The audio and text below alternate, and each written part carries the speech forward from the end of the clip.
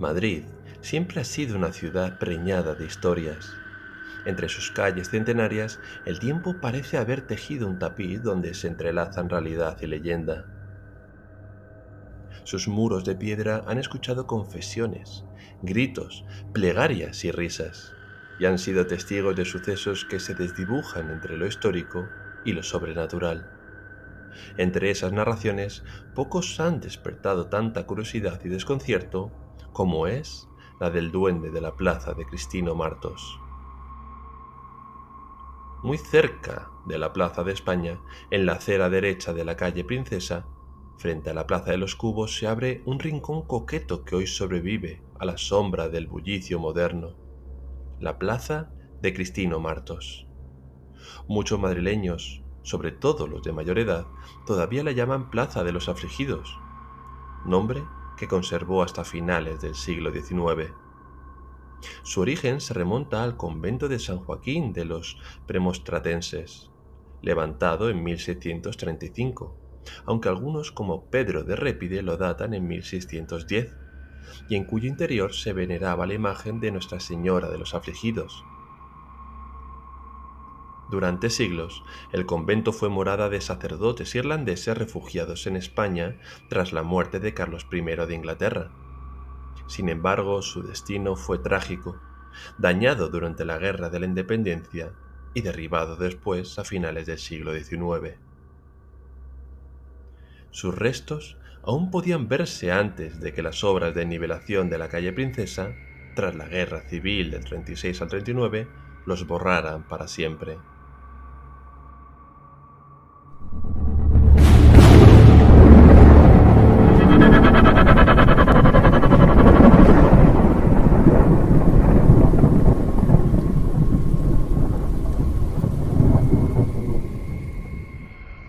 El acuerdo municipal del 27 de febrero de 1895 rebautizó la plaza en honor a Cristino Martos, político granadino del siglo XIX, célebre por su elocuencia, capaz de rivalizar con el mismísimo Castelar.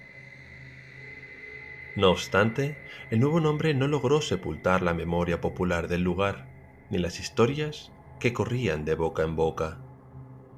La plazuela, protegida del río por su disposición, conserva un aire de otro tiempo. Dos escalinatas de granito y piedra de Colmenar, inspiradas en la escalera dorada de la Catedral de Burgos, la conectan con la calle Princesa. Una fuente con pilón semicircular, surtidor mural y dos delfines entrelazados completa el conjunto, junto a esculturas alegóricas de la abundancia y la alegría. Pero la belleza arquitectónica es solo un telón de fondo para la leyenda que convirtió este rincón en uno de los más comentados del viejo Madrid. En el número 3 de esta plaza, antes de la Guerra Civil, se levantaba un palacete perteneciente a la marquesa de Castel Rodrigo, construido en el siglo XVIII y dotado de una capilla privada que más tarde se abrió al público. Entre 1945 y 1950 comenzaron a circular por Madrid rumores inquietantes. Se hablaba de un extraño personaje al que ya algunos llamaban el duende de la plaza de Cristino Martos. Aquellos que aseguraban haberlo visto lo describían como un anciano venerable, de barba blanca, cuya sola presencia inspiraba respeto y confianza. Llevaba siempre en la mano una bandeja en la que ofrecía aquello que más anhelaba quien lo mirase. Los niños del barrio, en los durísimos años de la posguerra española, le pedían golosinas, juguetes o zapatos nuevos, y juraban recibirlos. En una ciudad donde escaseaban la comida y los bienes más básicos, el anciano se convirtió en un símbolo de esperanza y misterio. La imaginación popular, siempre pronta a buscar explicaciones, lo vinculó con un antiguo mayordomo de la marquesa de Castel Rodrigo, como si hubiera vuelto de ultratumba para velar por los vecinos. Jamás habló con nadie, y su aparición no iba acompañada de ruidos ni fenómenos extraños. Simplemente, un día dejó de verse. A escasa distancia de la plaza, en la manzana comprendida entre las calles San Leonardo, San Bernardino y la misma plaza se encontraba un edificio que acabaría entrelazando su destino con la leyenda. Era la llamada Casa del Duende. Se alzaba así una vivienda de 2 plantas, propiedad del duque don Nicolás de Guzmán. Tras su muerte en 1689 pasó a sus herederos y por aquel entonces quedaba en las afueras de la villa, en un paraje apartado y silencioso. Según los cronistas fue reutilizada, quizá por orden real, para arrendarla a criados y personal de confianza de la corte. Con el tiempo, cambió de manos y usos, hasta que la historia dio un giro inquietante. A mediados del siglo XVIII, la planta baja del edificio se convirtió en una taberna de dudosa reputación. Por sus mesas corrían el vino y el aguardiente con generosidad, y con ellos las blasfemias, las amenazas y los gritos que acompañaban las partidas de cartas. Fue allí donde, según cuentan, apareció por primera vez la figura que daría nombre a la casa. Una noche, en pleno alboroto, un hombre diminuto, con abundante barba, se plantó en mitad del local y exigió silencio. Su aparición fue tan súbita como su desaparición. Se volatilizó ante la vista de todos. Un segundo enano barbudo se presentó poco después con la misma exigencia y se esfumó igual que el primero. El dueño de la taberna, para evitar nuevas visitas, aseguró la puerta de la calle con una tranca de madera. Pero eso no detuvo lo que vino después. En una noche especialmente ruidosa, las candelas se apagaron de golpe, y como si atravesaran la pared, un grupo numeroso de enanos, armados con garrotes y látigos, irrumpió en el local. Golpearon a todos los presentes sin distinción, repartiendo mamporros hasta que ninguno quedó en pie. Los parroquianos huyeron despavoridos, abandonando el dinero sobre las mesas. Nadie volvió jamás a aquella taberna, que desde entonces fue llamada, con temor, la Casa del Duende. El segundo episodio que cimentó la leyenda tuvo como protagonista a doña Rosario de Venegas, marquesa de las Ormazas. Contra todo consejo, compró la propiedad. Tras unas obras de rehabilitación, se encargó personalmente de decorarla. Un día, mientras buscaba la figura de un niño Jesús extraviado durante la mudanza, envió a su mayordomo a por unos cortinajes para el salón.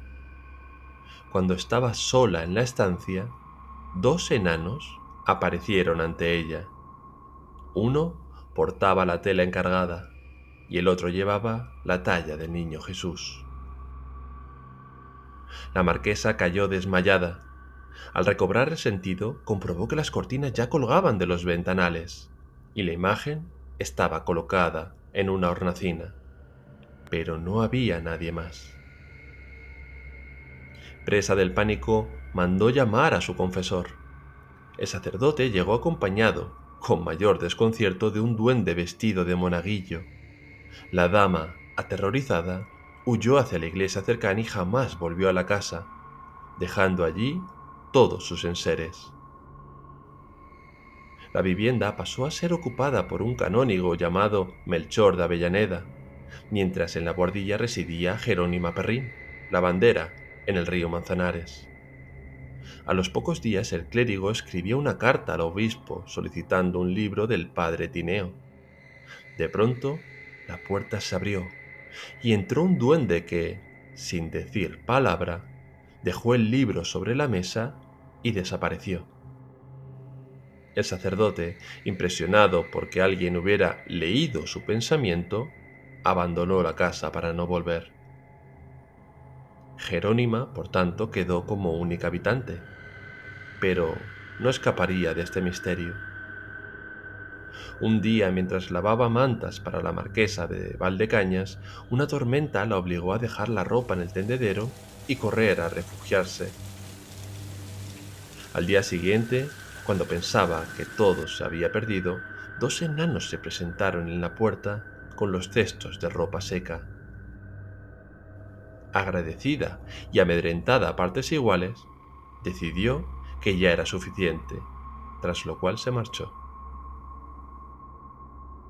El inmueble fue alquilado una y otra vez, pero los inquilinos no duraban. Las denuncias vecinales llegaron al Santo Oficio. Así fue como una noche una comitiva de religiosos, inquisidores y alguaciles, acompañados por curiosos con vela, recorrió la casa rociando agua bendita, esparciendo sal y rezando sin descanso.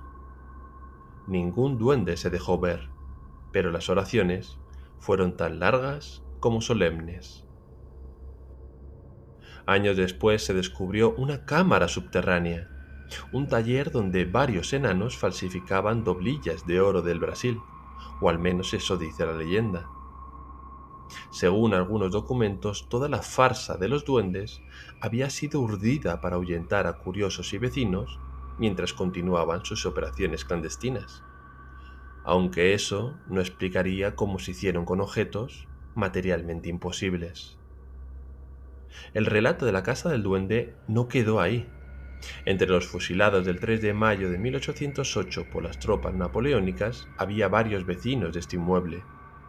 En él se refugió también el general Pierrat, tras ser herido en la sublevación del cuartel de San Gil en 1866, permaneciendo oculto hasta que los registros ordenados por Don O'Donnell cesaron. Nadie sabe con certeza cuándo fue derribada la casa. Algunos dicen que fueron los propios vecinos, armados con picos, quienes la echaron abajo. Otros que un incendio la consumió.